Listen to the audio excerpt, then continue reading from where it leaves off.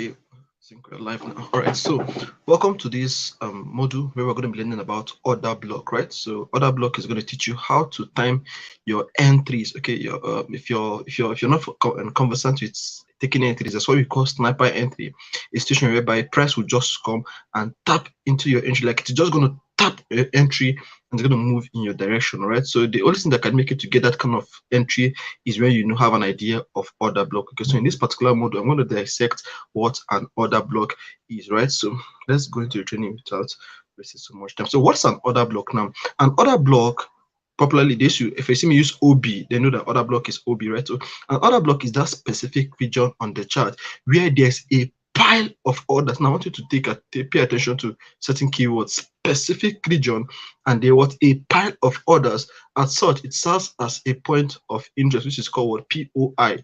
Now, we recently talked about demand and supply. We say demand and supply zone is that region or that zone where there's a what is the same thing, where there's a pile of orders too, right? But then an order block, what differentiates an order block from a demand and supply zone is that an order block is that specific region. You get? So in a demand zone can be broad. Then an order block is inside the demand zone, right?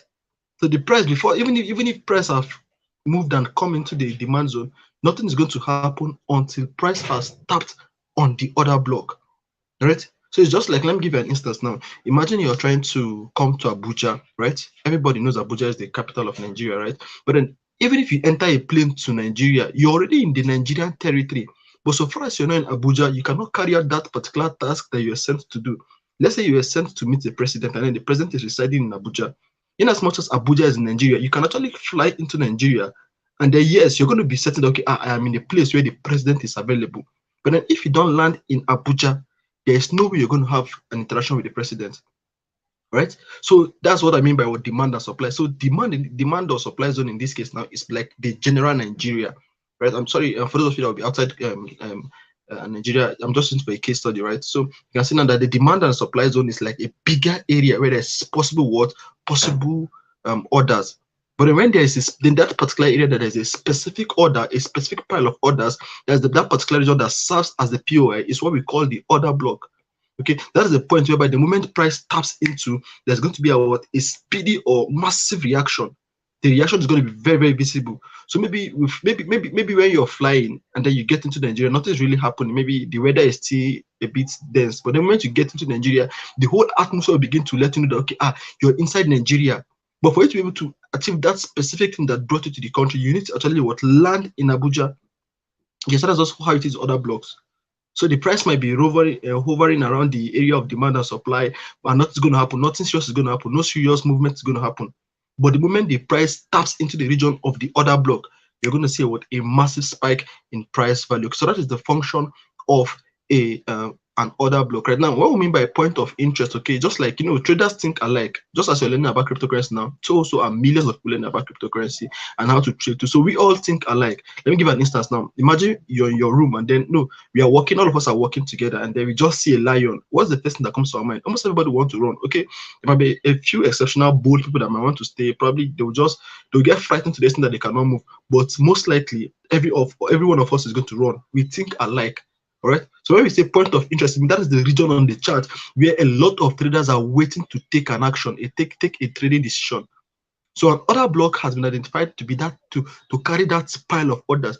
That is the point where a lot of traders are waiting to take a decision.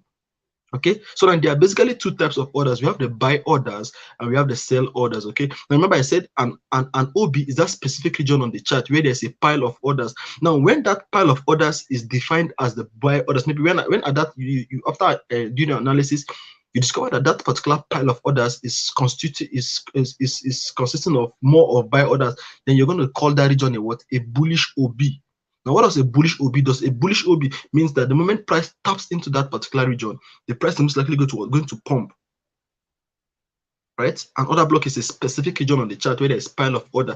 Now, a bullish OB is that particular region on the chart, that specific region on the chart where there is a pile of buy orders. So the moment price is moving, and then it taps into the bullish OB, there's going to be a massive pump. The same thing happens with the sell orders. Is that region on the chart where there's a pile of sell orders. So the moment the bullish OB is that region where there's a pile of sell orders, right? So the moment price taps into the bearish OB, what are you expecting? The price is going to dump further. Okay, so as we progress, you're going to be seeing pictorial illustration, right? So this is exactly what an order block looks like. You know, we talked about chart patterns, right? And then we made mention of one of the most very prominent chart patterns we have around, which is the what engulfing pattern. And of course, the engulfing pattern can either be the bullish engulfing pattern or the bearish engulfing pattern. Okay, so the order block most often appears in the form of an engulfing pattern, right? So this is how it looks like. Okay, when you go on your chart, anytime you see a structure like this, it is a what? An order block. But mind you, it's not every engulfing pattern that's an order block. There has to be a specific region that it must be formed before you classify, or before you call it a what? An order block. Because these patterns are going to be forming virtually everywhere across the chart. But then there's a specific region that the moment they form there, you're going to begin to have an idea, okay, this is what? A valid order block. All right, so you can see the bullish OB. The bullish OB is seen in the case of a bullish engulfing pattern. Then the bearish OB is seen in the case of a bearish engulfing pattern, right? So let's move further now. These are the parts of an order block, right? We have the order block basically has one part. It has a few parts, but then the most important thing you need to know is the source candle. Okay, so if you look at the bullish OB now, the source candle is the red candle, while for the bearish OB, the source candle is the green candle. Okay, just have this, I don't know how to explain this to you, but you watch this video again, and I hope you have your book where you're writing. In fact, let me show you my own book so you guys should know that trading is not something you just do randomly. I wish you'd be able to see my book. Can you see it? Okay, I'm trying to show you the colors. Like, I see the colors. Like, I even color my book to show you that I'm very serious about this thing. To show you that it's necessary that you do it like that if you want to actually get the good result. Okay, so you have an idea of the source candle, because the source candle is very important. Okay, as we progress, we're going to see the importance of the source candle, right? So the source candle is the major part of the order block, right? Now let's go how to use an order block. Now remember, I said an order block can be used to time your entry, right? So you're able to get a very sweet entry. Okay, so this is how you get an order block. Okay, so let's assume that you're looking at your chart and then you've identified your demand zone, and inside your demand zone you've identified your order block. How do you now trade with the idea of the order block? All you need to do is pick your rectangular tool. You can see this shaded this ash shaded box I drew for my source candle. You can see that the shaded rectangle was drawn from the tip or the wick of my source candle. The up wick, that's the high, and the low. You can see they just look at the chart very well. If you cannot see the chart very well, increase your YouTube video quality so you're able to see it very well. Okay, so you can see that I measured my entry. Like, you can see my position too, where I took my entry. My entry was the tip of the source candle, and then my stop loss was slightly below the low of the source candle.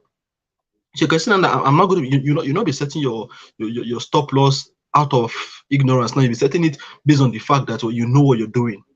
Sure, you get.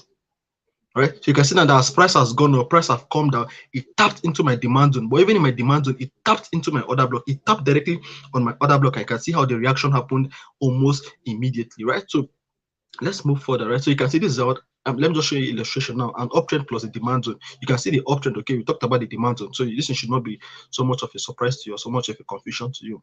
You can see how price is moving higher high, higher low, and then when it came down, then we're able to identify our order block at a demand zone. Okay, the moment you identified our supply zone at the demand zone, what happened next? We brought our position to, right? That is, you go on your Binance now, you put your position to now, you say, okay, this is my entry. So our entry is going to be what? 106.44. Then our stop loss is going to be what? 105.04. I see it now.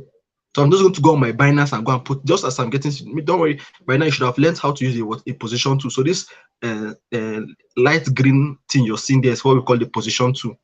All right, so if you look at the extreme end, you see some figures. We have 112.1, 112.4. That is the target. We have 106. They're highlighted. You can just look by the right now or by the left, I'll say. But they just look at it. You're going to see there was some figures there.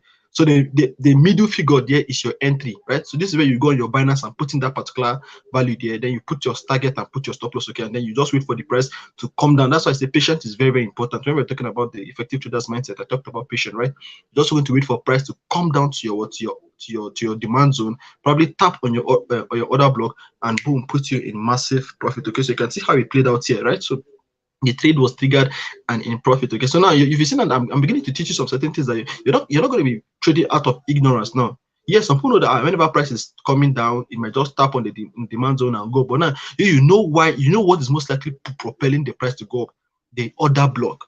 You can see now that as the lesson is progressing, your knowledge is beginning to become specialized. You're not just having general knowledge now. Okay, so this is how you use the order block to trade. Okay, and it's going to make your analysis very, very sweet. Like if you learn how to use an order block, right, you're going to have massive win rate. Okay, so let's continue. Now, how to trade an order block, of course, is very, very simple. You cannot just open your chart and then start looking for order block. No, you need to first of all follow through the conventional process. Okay, number one, identify your market structure. That is your support and resistance and your trend line. Of course, if you have been following me, anytime it comes to using any particular thing, you always start from your support and resistance, then your trend line, then you need to identify some of these basic structures so you have an idea of where the market is going to.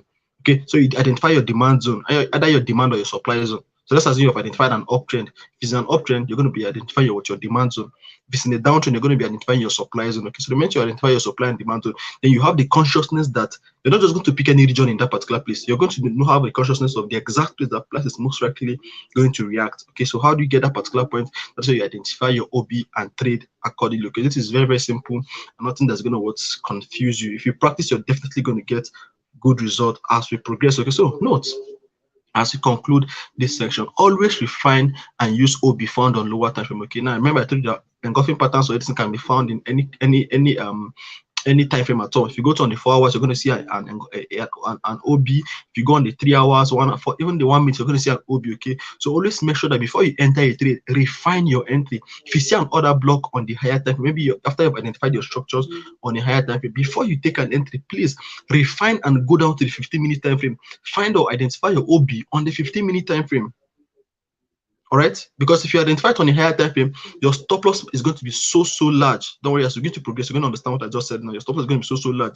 So not for you to have a reasonable or a good amount of stop loss or entry, you need to refine. They call it the refinement. That is for you. In as much as you are doing analysis on the higher time frame, before you pick your entry, you go down to the lowest time frame. I recommend 15-minute time frame where you go and find an order block in that demand zone.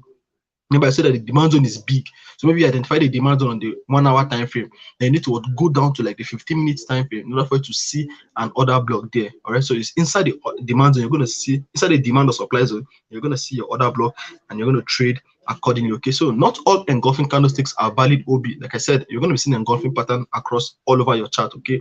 But then they have to be formed at specific places before you call them a valid order block. And of course, those places are areas of demand and supply. All right. So indecision candlesticks can also serve as valid order blocks on special occasions. Okay, we talked about indecision candlesticks when we're talking about chart patterns. Okay, so those candlesticks can actually serve as an order block too, in very, very rare occasions. Okay, I'm going to teach you guys a special tool that can help you guys get or discern an order block better. Okay, so that's going to be talk for another day, but then you're definitely going to learn about the rest. So this brings us to the end of the section. Okay, so this is just a case study. You can see how I took this trade, and then you can see how the entry was sweet.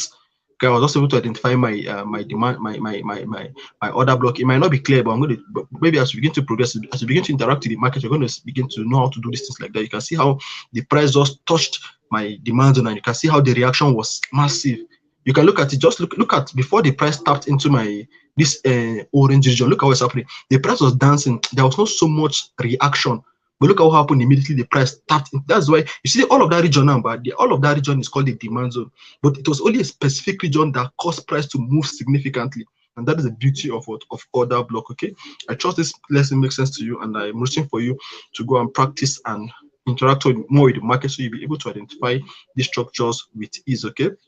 Also, I have some YouTube videos I would recommend for you to watch so you can get better understanding of this order block. Okay, so this brings us to the end of the lesson. I trust you got maximum value, right? So see you in the other sections. Peace out.